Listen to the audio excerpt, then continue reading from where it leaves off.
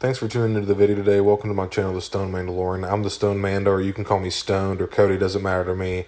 And today it is a treat to bring you this action figure review, man. A figure from 2018 that has been a reissue here in 2024 from Hasbro, and this is Captain Rex from, obviously, the Clone Wars movie and animated series, and Rebels, and now Bad Batch and stuff like that. And even now, I guess I can throw in Tales of the Jedi there too. There's a little scene in there with a couple of Ahsoka's episodes with Anakin and whatnot. But I cannot explain how happy I am to have this figure finally and to own it. Being able to have it in my hands and see it in my collection room is just it's a phenomenal feeling, dude. It feels so good, and not having to pay $150 for a 6-inch figure is just ridiculous. But Captain Rex here figure coming out in 2018, so it's about a 6-year-old figure. There's a lot of weathering on this figure, a lot of nice paint. He comes with, obviously this is a photoreal figure as well. It was just introduced like around 2016, 2017. But as you can see here, he comes with his helmet and his two DC-17 blaster pistols, looking fantastic. We've seen this sculpt in the line before. Give this a quick spin so y'all can check out the box. This is the famous number 59 in the line, red and black box days, as you can tell from you OG collectors. And he's just been a very well sought after kid. He's a fan favorite. There's a lot of people who this Rex is their favorite clone. You know what I mean? And him being such a pivotal part and crucial part to the Clone Wars, being so close in battle with Anakin and Ahsoka and even Obi-Wan at times, and he's a crucial piece to the Clone Wars lore and stuff like that, and even goes on in Rebels and starts fighting during the reign of the Empire. So, like I said, a very well liked and sought after character and figure. But let's not waste any more time, and let's get into this. And here's Rex out of the box, dude. I am so pleased with this figure and just super excited to finally have him in my collection and not having to pay $150 fucking dollars for it. So once again, another shout out to Hasbro for doing these reissues, listening to the fans and watching the market. That's the way to do it, man.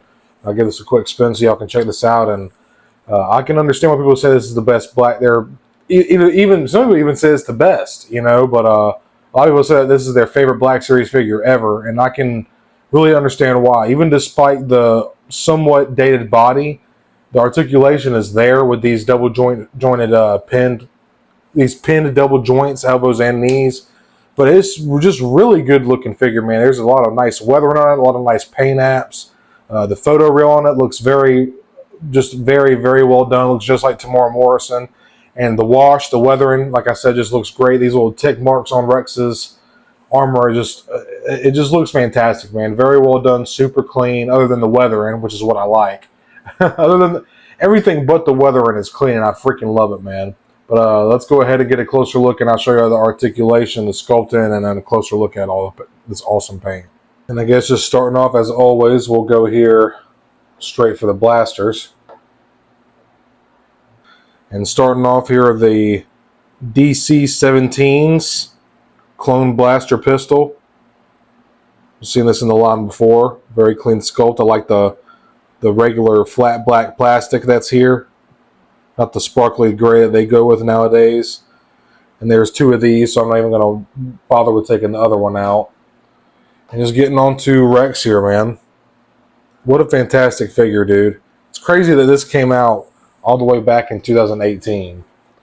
But it does have a soft goods comma, which is awesome. It's got this awesome overlaid belt. Belt's an overlay with the typical ARC Trooper holsters on the sides. I love the way this looks. Like I said, soft goods comma. That's a very nice touch. And I'll go ahead and pop this helmet off. I actually have two more in my big bad pile of loot. I'm going to display one on card and one without his helmet. I want to be careful here. Taking the helmet off. Just going to sit right here for a minute. And a little closer look at the helmet here. Just beautifully painted. Good looking sculpt. I like the little yellow and silver to kind of represent the weld marks. Because if you don't know, most people do know, this is the top visor here. Pretty much all of Rex's helmet is a Phase 1 with the Phase 2 mouth guard. One of the coolest helmets in all of Star Wars. Got the rangefinder, of course. Just looks badass. Got these nice clean tick marks here on the side. Also some nice weathering as well, as you can see. Look at the top. Even some silver dry brushing on here. Or no, I'm sorry. No silver dry brush. That's just the way it looked on camera. Just kind of shining from the light. But yeah, super clean, very clean paint. Badass looking helmet. Just real quick, we'll go ahead and just jump into sculpt, and then I'll go over articulation. Look at this likeness, man. Very nicely done photo reel here. Looks just like Tamora Morrison. And he does have the blonde hair like Rex. Nice texture to it as well. Very awesome likeness. They hit the nail on the head with this one, no doubt. Like I said, the blonde hair. You can see this beautiful weathering all over the figure. On the belts here, on the holsters. The armor itself. More tick marks here, very cleanly done. This blue is beautiful. The proper 501st blue. Beautiful soft goods right here. Mine has a little crease, not bad though. Some more tick marks here on his forearm, the gauntlets of his armor. Like this chipping effect. For a figure that has weathering, the chipping makes sense. I like that. More of the kind of weld marks that Rex has got going on his modified armor. Nice wash on here and in there. On the arms as well, as you can see. The pins honestly don't look all that bad on this figure. And as I've said on my channel before, if you've watched my reviews, I actually don't mind pins a lot. Obviously, I would prefer pinless look because it's just cleaner, but I don't mind pins that bad. So just starting off, I'm going to go ahead and just take this out of his hand for a second. I saw these over here. So, amazing full T pose. The shoulder armor just rides right under the armor so perfectly, even under the pauldron side. No issues there. You can see kind of right in here. Just rides right underneath that pauldron so well. Get that one more focus again. There we go. And then getting down to the arms here, they can also spin 360 degrees, of course. But with this double pin and joint, you can get way below 90. You can practically get his forearm to touch his bicep just about. And it doesn't look like chunky or missing the joint. That's a decent joint right there. Without it looking too broke up, you know. Obviously, we do have a trigger finger here on the right hand. And I believe this is a vertical hinge. Yeah, a vertical hinge here. And then a horizontal hinge here on the right hand with just a normal C clasp hand. There's also rotation in here and ab crunch, so you can get them to go back and forth a decent little amount. A little bit of side to side, not a lot. Just kind of rides the belt, but I don't care about that. There is some rotation though, that's nice. You can kick out. I'm sure if you turn this leg out like a typical clone, you can get them to kick out straight in front of them. So not bad. And then there's not really a lot of kickback. That's about as far back as you're going to get. Same thing with for the elbows. Same thing for the knees as with the elbows. You got those double pin joints, so you can pretty much get his calf to touch his hamstring, no problem. And split, you can get just with the way that the clone armor is, it just kind of, it bunches with the skull. So not a crazy split, but you don't need that anyways. Rockers, of course, as you can see, the feet go down about that. Not a whole lot. You can just see where the hinge ends. And then they go up just a fair amount. Not a whole lot, but a decently. Everything that you need a clone to have, this Rex has it, man. I almost looked over thigh swivel. And something else, bicep swivel. Might have mentioned that as well before I forget. As far as the head articulation goes, there's not really a whole lot of side-to-side head tilt. But he can't really look up, but he can look down pretty much practically all the way down. So not a whole lot of range out of the head here either, but I don't need that. And I'm actually going to display this Rex with his helmet on. That's a really good looking photo reel, man. And there he is. Now, this is just, man, 2018, it's kind of hard to believe. This is a beautifully, beautifully done figure. The wash on it is, like I said, it's just gorgeous, man. Gorgeous, gorgeous wash. Gives the figure so much character. Makes it feel a little more real, not as clean looking.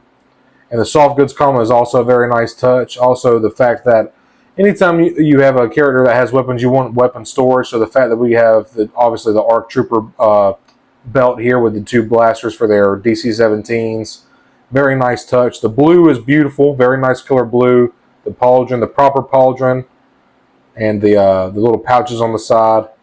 Just the definitive version of Phase 2 Rex, man. And we are supposed to be getting that Phase 1 version of Rex very soon, so that's going to be awesome. But I don't know, man. I'm actually favorable to... I favor the Phase 2 helmet over the Phase 1, but that's why I like Rex's so much, because it's like a hybrid. It's a mix of both.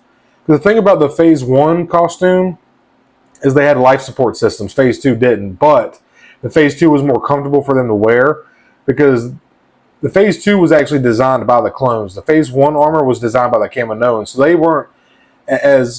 just weren't as knowledgeable or didn't care as much about the human anatomy or whatever, and if it was going to be comfortable to wear. But the fact that the Phase 1 armor has life support systems, like if you get fatally wounded, like you have life support built into your armor, whereas the Phase 2 doesn't. But they had better visibility. They had like Panasonic like visors and shit. They just did a lot of upgrading and like customizing and modification to the Phase 1 armor to make it the Phase 2. Better visibility and more comfortable to wear in battle. So this is a sick looking figure, man. Getting into the side-by-side comparisons, here on the far left is Commander Jesse. Here next to him is Commander Cody. And here on the right, all the way to your right, is Commander Fox. Now standing in here on the far left is the Super Battle Droid, just came out this year. Might be figure of the year, who knows.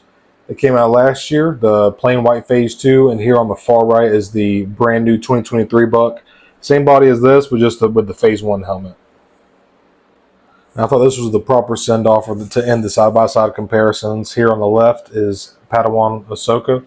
Here's the Target exclusive General Anakin Skywalker. Also Target exclusive General Obi-Wan Kenobi.